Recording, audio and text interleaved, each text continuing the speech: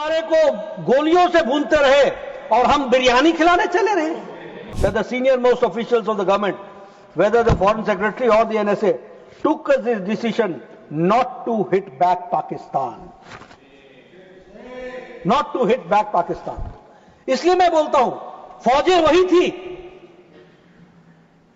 Army वही थी, police वही थी, नेता का पॉलिटिकल विल नहीं था, पॉलिटिकल पार्टी का पॉलिटिकल विल नहीं था कि इन आतंकियों को हमारी उस समय की सरकार ने इसको मुंबई में हमलों को आरएसएस के साथ साजिश बताया और भगवा आतंकवाद के पीछे पड़े. देश याद रखेगा क्या क्या नहीं किया है और आज वो पहलगाम पर हमसे चर्चा मांग रहे हैं. 2004 से 2014, मैं 2014 से 2025 के बारे में बाद में आएंगे क्योंकि ब्लैक पिक्चर दिखाने से व्हाइट पिक्चर समझ में आती है. अमावस्या को दिखाने से ही पूर्णमासी का समझ में आता है.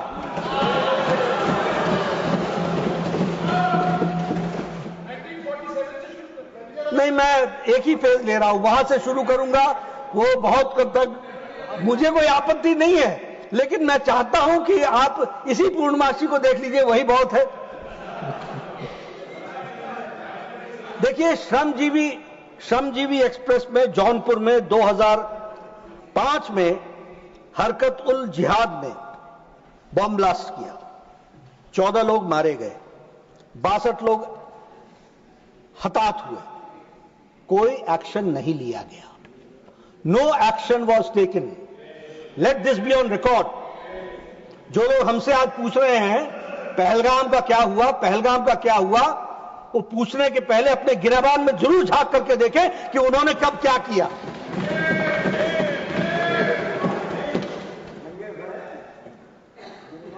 इन्होंने क्या किया? इंडिया पाकिस्तान जॉइंट कमीशन बैठाया 1989 में और met under the co-chairmanship of 2 foreign ministers in Islamabad on October 4, 2005, Shri Natwar Singh of India and Mahmood Kasuri from Pakistan, to establish technical level of working groups. Technical level of working groups. किस पर? Not on terrorism, on agriculture, on education, on information, on telecommunication, on environment and on tourism. ये है आपका joint action group. This is how you react. This is how you react to terrorism. ये है आपका reaction towards terrorism. Delhi serial bomb blast, 29th October 2005.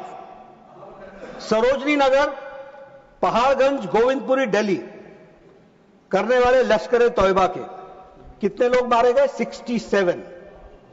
Injured कितने हुए? 200. और दिवाली के पहले यह बॉम्ब ब्लास्ट हुआ, दिवाली से ठीक पहले. आप समझिए, उस समय की कल्पना कीजिए और उस समय की सरकार की इनसेंसिटिविटी को समझिए. No action was taken.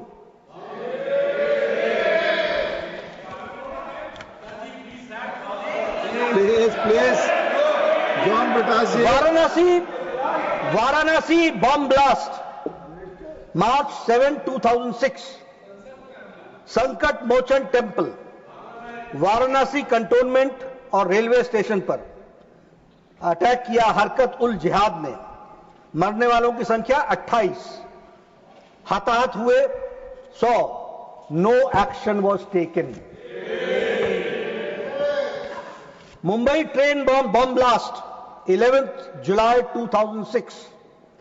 Indian Mujahideen Lashkar Taiba और उन्होंने इंडियन मुजाहिदीन ने लश्कर तौयबा के साथ सहयोग करके इसको अटैक को किया. How many killed? 209, 209 लोग और 700 लोग हताहत हुए. इसके बाद एक जॉइंट एंटी टेररिज्म मैकेनिज्म बनाया गया और इसमें बनाने में, जिसमें स्टेट पॉलिसी ऑफ टेररिज्म कैसे बनेगा इसको तय किया गया. और यह मैकेनिज्म 2 महीने बाद इसकी मीटिंग हुई और 7 महीने बाद इसकी दूसरी मीटिंग हुई no action was taken. और सबसे बड़ी बात कि हमले भी होते रहे और पाकिस्तान के साथ ट्रेड भी चलता रहा, टूरिज्म भी चलता रहा, टेलीकम्युनिकेशन भी चलता रहा, एग्रीकल्चर भी चलता रहा, बातचीत भी चलती रही। थार एक्सप्रेस में 18 फरवरी 2006 को वो शुरू हो गई। शिपिंग सेक्टर में इंडिया और Pakistan signed revise shipping protocol इन 2006। ये घटना के बाद की घटना बता रहा हूं मैं, कैसे आपने किस तरीके से पाकिस्तान के साथ आपने डील किया है उसकी मैं एक सच्चाई रख रहा हूं। अटैक हुआ 2007 में, serial bomb blast in Gorakhpur Uttar Pradesh. हरकत उल जिहाद ने किया, 11 लोग मारे गए। 2007 में ही सीरियल बॉम्ब ब्लास्ट हुआ एक साथ लखनऊ, अयोध्या और वाराणसी। हरकत उल जिहाद ने और इंडियन मुजाहिदीन ने किया। उसी तरीके से 1 अक्टूबर 2007 को आपने, ये 2007 की घटना के बाद आपने दोनों साइड से वाघा बॉर्डर और अटारी बॉर्डर से आपने गुड्स कैरियर्स को जाने की परमिशन दे दी। ये बोनस में दिया। एयर सर्विसेज की एग्रीमेंट को इंडिया और पाकिस्तान ने साइन किया। 12 फ्लाइट्स को 28 फ्लाइट्स में कन्वर्ट किया। आप सिर्फ अपीज करते रहे और कहीं भी टेरर के नाम पर आपने प्रेशर नहीं पाकिस्तान पर दिया। ये मैं इसलिए आपको ये याद दिलाना चाह रहा हूं क्योंकि आपको पूर्णमासी तब समझ में आएगी जब आप अमावस्या के दिनों को जानेंगे कि आज मोदी जी की गवर्नमेंट ने क्या क्या किया है, किस तरीके से एक्शन लिया है, इस बात को समझेंगे। 31 दिसंबर 2008 को रामपुर में सीआरपीएफ के कैंप पर हमला हुआ।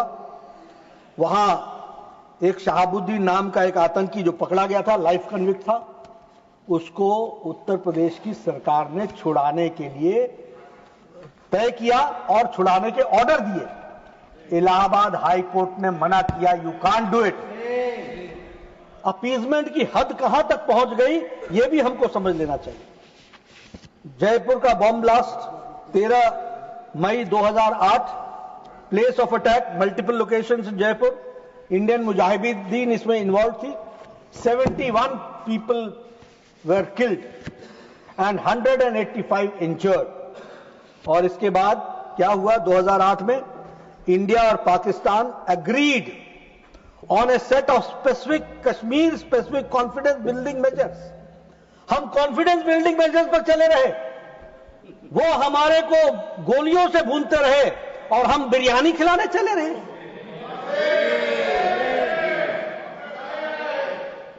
इन्होंने क्या किया उसके बाद, triple entry permit to cross LOC इसकी इजाजत दी। This has happened after this Jaipur incident.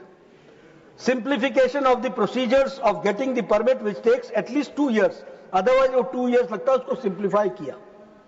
Frequency of 2 cross LOC bus services Srinagar Muzaffarabad और पुंछ रावलकोट, इसकी शुरुआत तो की ही की, पहले फोर्टनाइटली था, उसको वीकली कर दिया। यानी आप अपीजमेंट में मिठाई पे मिठाई खिलाते चले गए और वहां से बम और गोलियां चलती रही और वो आपको किस तरीके से अटैक करते चले गए। Bangalore serial bomb blast multiple locations पर बैंगलोर में किया गया। उसमें students Islamic Simi was involve, उसमें लोग मारे गए और 20 लोग इंजर्ड हुए। Ahmedabad serial bomb blast in 2008 जुलाई 26, इसमें भी मल्टीपल लोकेशंस में अहमदाबाद में हुआ और इसमें भी इन्वॉल्व इंडियन मुजाहिदीन था। पीपल किल्ड 56, संख्या देखिए साहब, कहीं 70, कहीं 56, कहीं 100, कहीं 209 और over 200 people were injured. Delhi serial bomb blast 13 September 2008, Connaught Place, Gafar Market and other areas in Delhi involved Indian Mujahideen. People killed 30, injured 133, हताहत हुए। और आपने क्या किया इसके बाद, ये घटना है 2008 की, 2008 की। आपने क्या किया, हमारे पूर्व प्रधानमंत्री स्वर्गीय Manmohan Singh met with Asif Ali Zardari on September 2008 at Muzaffarabad, and Puch Rawalkot Road was also open to trade on October 21, 2008. ये हमसे पूछ रहे हैं पहलगाम का क्या हुआ, पहलगाम का क्या हुआ। ये तो वही हुआ कि जिसने जो मुजरिम था वही जज बन करके हमसे पूछने बैठ गया। Mumbai terror, Taj Mahal hotel, Oberoi Trident, Shahbad house, Chhatrapati Shivaji terminal, Lashkar e Taiba ने इसकी जिम्मेदारी ली। मरने वालों की संख्या 166 और हताहत होने वाले की संख्या 300। हमारी सरकार ने क्या किया? डोजियर भेजा, dossier. 26/11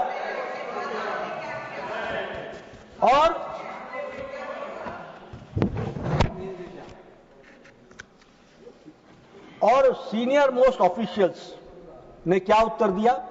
what was there? It is on record that the then senior most, जिसके बारे में आदरणीय विदेश मंत्री जी ने उस स्टेटमेंट को पढ़ा है, मैं उसका ऑब्जर्वेशन बता रहा हूं। It is on record that the senior most officials of the government, whether the foreign secretary or the NSA, took this decision not to hit back Pakistan. Not to hit back Pakistan. इसलिए मैं बोलता हूं, फौजें वही थी, army वही थी, police वही थी, नेता का पॉलिटिकल विल नहीं था, पॉलिटिकल पार्टी का पॉलिटिकल विल नहीं था।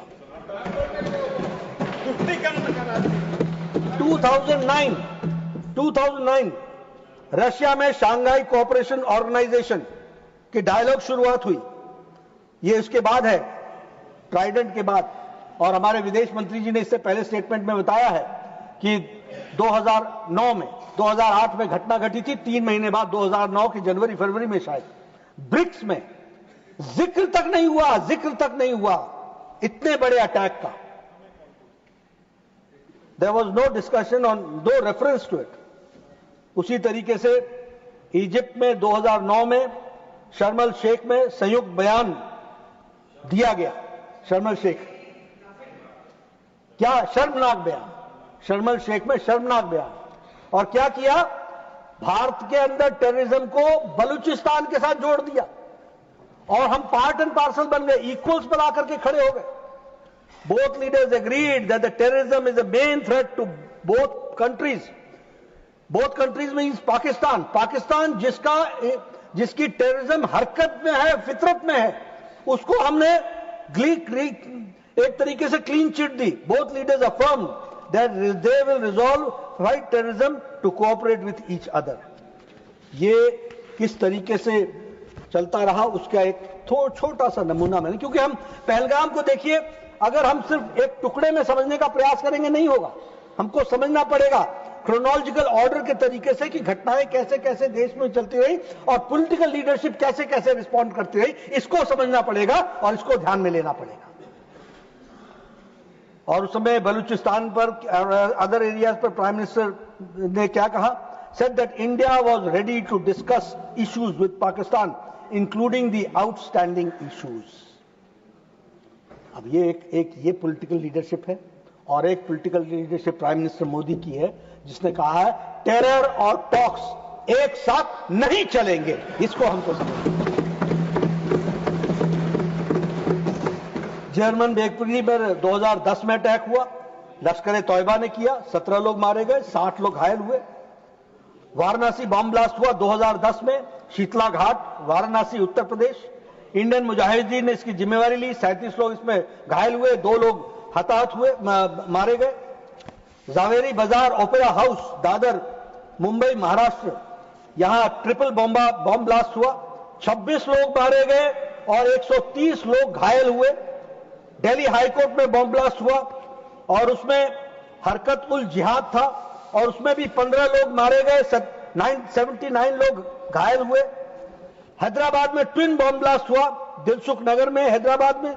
इंडियन मुजाहिदीन उसके पीछे था, 18 लोग मारे गए, 131 घायल हुए। आतंक, ये परिस्थिति आकर के खड़ी रही। ये मैंने आपके सामने क्रोनोलॉजिकल तरीके से घटनाओं के बारे में कितने लोग हताहत हुए उसकी आपको जानकारी दी। और मैं यहां यह भी कहना चाहूंगा कि इन आतंकियों को हमारी उस समय की सरकार ने इसको मुंबई में हमलों को आरएसएस के साथ साजिश बताया और भगवा आतंकवाद के पीछे पड़े। देश याद रखेगा क्या क्या नहीं किया है, और आज वो पहलगाम पर हमसे चर्चा मांग रहे हैं। हम चर्चा करने के लिए तैयार हैं, हम पूरी तरीके से आए।